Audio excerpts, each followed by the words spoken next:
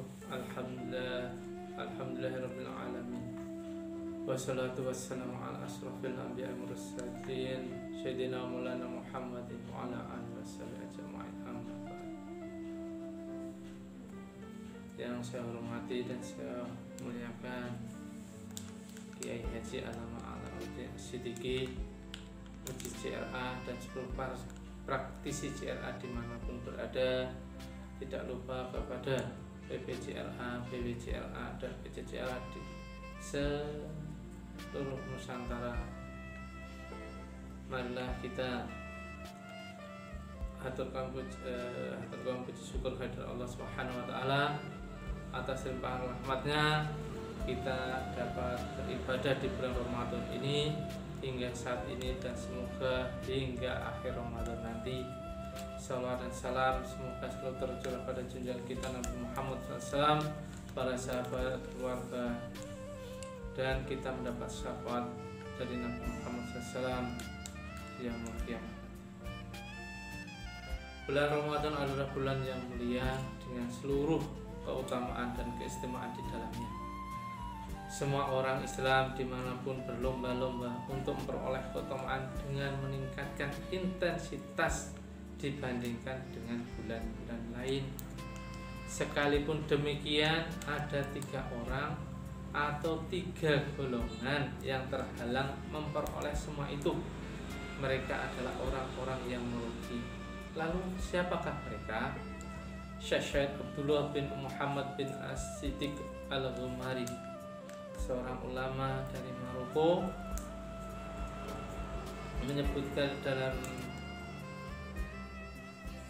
kitabnya hadis yang berjudul Almarhum Man Hurima Khairar Ramadan. Artinya orang-orang yang terhalang adalah orang-orang yang terhalang kebaikan dari bulan Ramadan. Hadis yang dikutip oleh beliau adalah hadis ketika Nabi Muhammad SAW berjalan naik ke atas mimbar.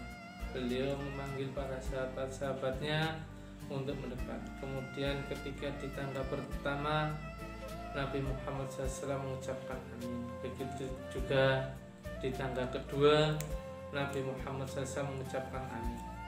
Di tangga ketiga Nabi Muhammad SAW tidak berbeda mengucapkan amin.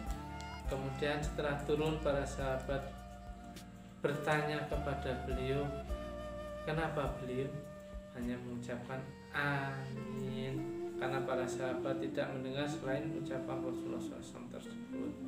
Kemudian Rasulullah SAW menceritakan bahwa ketika di tangga pertama Jibril datang dan berkata, dilaknat orang-orang yang bertemu dengan Ramadan, akan tetapi ia tidak diampuni. Maka aku katakan amin.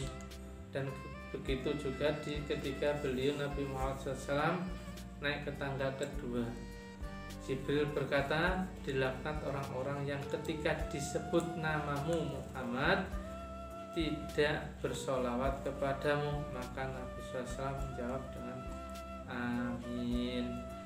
Ketika Nabi Muhammad SAW naik ke tangga ketiga, Jibril berkata atau berdoa, dilaknat orang yang kedua orang tuanya sampai usia lanjut bersamanya atau salah satu dari kedua orang tuanya, akan tetapi itu tidak membuatnya masuk surga. Maka Nabi Muhammad SAW mengucapkan amin.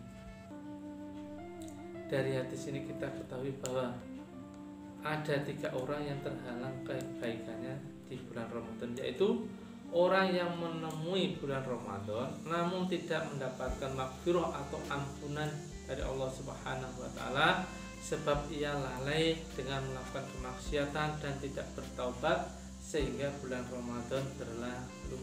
Kedua, orang yang ketika nama Nabi Muhammad SAW disebut, orang tersebut tidak bersolawat kepada Nabi Muhammad SAW. Ketiga, orang yang masih menemui kedua orang tuanya atau salah satu kedua orang tuanya namun tidak dapat menjadikan orang tersebut masuk surga. Akhir kata, semoga kita tidak termasuk dari ketiganya.